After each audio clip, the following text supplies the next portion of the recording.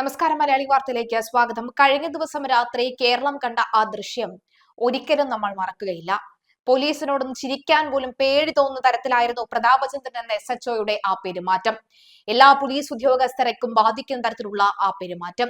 CCTV ദൃശ്യം ഉള്ളത് കൊണ്ട് മാത്രം ചില പോലീസ് ഏമാന്മാരുടെ സ്വഭാവം പുറത്തു വരുന്നതാണ് കഴിഞ്ഞ കുറെ ദിവസങ്ങളായി നമ്മൾ കണ്ടുകൊണ്ടിരിക്കുന്നത്. ഇനി CCTV ദൃശ്യങ്ങളിൽ പതിയാതെ പോയ എത്ര ഇത്തരത്തിലുള്ള ദുരനുഭവങ്ങൾ എത്ര പേർക്കുണ്ടാകും? എന്തായാലും ഷൈമോൾക്കെതിരെയുള്ള അലിഗേഷൻസ് ആണ് കഴിഞ്ഞ ദിവസം രാത്രിയിൽ പ്രതാപചന്ദ്രൻ പ്രതികരിക്കുമ്പോൾ നടത്തിയത്. അത്രയും, അതായത് ഞങ്ങളുടെ ഒരു ഇടപെടൽ കൊണ്ട് മാത്രമാണ് കുഞ്ഞുങ്ങളെ രക്ഷിക്കാൻ സാധിച്ചത്, ഇതൊരു മാസ് അറ്റാക്ക് ആയിരുന്നു, പ്ലാൻ ചെയ്താണ് അവർ ചെയ്തത് എന്ന തരത്തിലായിരുന്നു കാര്യങ്ങൾ. കുഞ്ഞുങ്ങൾ കയ്യിലുണ്ടായിരുന്നു, കുഞ്ഞുങ്ങളെ എടുത്ത് നിലത്തടിക്കുമെന്ന് അടക്കം ഭീഷണിപ്പെടുത്തുന്ന സാഹചര്യം ഉണ്ടായിരുന്നു. ഒടുവിൽ പ്രകോപനം അധികമായപ്പോഴാണ് നിലതെറ്റി ചെയ്തു പോയത് എന്നുള്ള പറച്ചിലുണ്ട്. ഒപ്പം ഈ സ്ത്രീയെ കുറ്റക്കാരിയാക്കാനുള്ള നീക്കവും നടക്കുന്നുണ്ടായിരുന്നു. ഗർഭിണിയെ മർദ്ദിച്ച സസ്പെൻഷനിലായ SHO KG പ്രതാപചന്ദ്രനെതിരായ വകുപ്പ് തല അന്വേഷണം തുടങ്ങി. എറണാകുളം നോർത്ത് റെയിൽവേ സ്റ്റേഷന് സമീപത്തെ ബെൻ ടൂറിസ്റ്റ് ഹോം ഉടമ ബെൻജോ ബേബിയുടെ ഭാര്യ ഷൈമോളെയാണ് പ്രതാപചന്ദ്രൻ മർദ്ദിച്ചത്.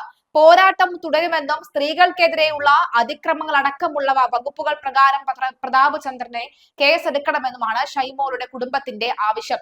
തെളിവ് ദൃശ്യങ്ങൾ സഹിതം പുറത്തുവന്ന സാഹചര്യത്തിൽ പ്രതാപചന്ദ്രനെതിരെ കേസെടുക്കണമെന്ന് തന്നെയാണ് യുവതിയും കുടുംബവും ആവശ്യപ്പെടുന്നത്. നിലവിൽ അരൂർ SHOയാണ് പ്രതാപചന്ദ്രൻ എറണാകുളം നോർത്ത് സ്റ്റേഷനിൽ CA ആയിരിക്കെ 2024 ജൂൺ 20 സംഭവം. യുവതിയുടെ ഭർത്താവിനെ പോലീസ് കസ്റ്റഡിയിലെടുത്തിരുന്നു. 2024 ജൂൺ 18 പുലർച്ചെ ടൂറിസ്റ്റ് ഹോമിന് സമീപത്ത് നിന്ന് സംശയാസ്പദമായ സാഹചര്യത്തിൽ കസ്റ്റഡിയിലെടുക്കാൻ ശ്രമിച്ച 2 യുവാക്കളെ രക്ഷപ്പെടാൻ സഹായിച്ചെന്ന കുറ്റം ചുമത്തിയാണ് ബെൻജോയെ പിടികൂടിയത്. ഔദ്യോഗിക കൃത്യനിർവഹണം തടസ്സപ്പെടുത്തിയെന്നായിരുന്നു കേസ്. അല്ലാതെ അയ്യപ്പന്റെ സ്വർണ്ണ വിഗ്രഹം ഒന്നും അടിച്ചോണ്ട് പോയിട്ടില്ലല്ലോ സാറേ. എന്നിരുന്നാലും പോലീസിന്റെ മർദ്ദന ദൃശ്യങ്ങൾ മൊബൈൽ പകർത്തുകയായിരുന്നു ബെൻജോ. ഭർത്താവിനെ കസ്റ്റഡിയിലെടുത്തതിനറിഞ്ഞ് ഇരട്ടകളായ കൈക്കുഞ്ഞുങ്ങളുമായാണ് ഗർഭിണിയായ ഷൈമോൾ സ്റ്റേഷനിലെത്തിയത്.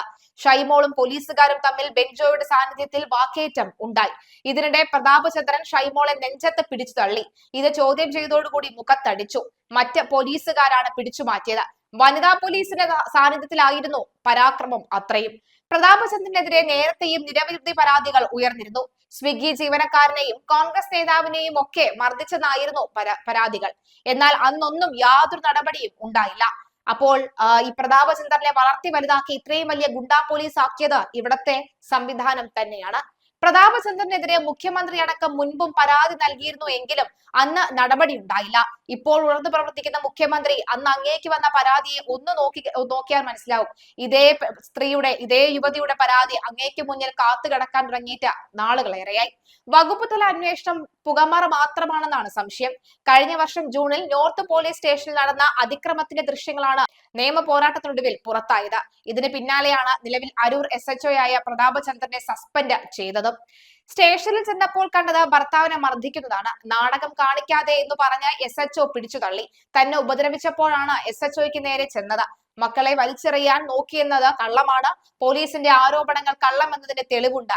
ആ തെളിവുകൾ ഇന്ന് കോടതിയിൽ ഹാജരാക്കും. ഒരു വനിതാ പോലീസും ഉപദ്രവിച്ചുവെന്നും ഷൈമോൾ പറയുന്നുണ്ട്.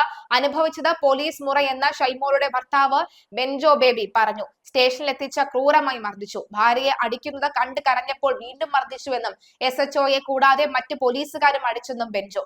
ഭാര്യ ഗർഭിണിയാണ് എന്ന് SHOയോട് പറഞ്ഞിരുന്നുവെന്നും CCTV ദൃശ്യങ്ങൾ ദൈവത്തിന്റെ കയ്യൊപ്പെന്നും ബെൻജോ പ്രതികരിച്ചു. സത്യത്തിൽ അത് ദൈവത്തിന്റെ കയ്യൊപ്പ് തന്നെയാണ്.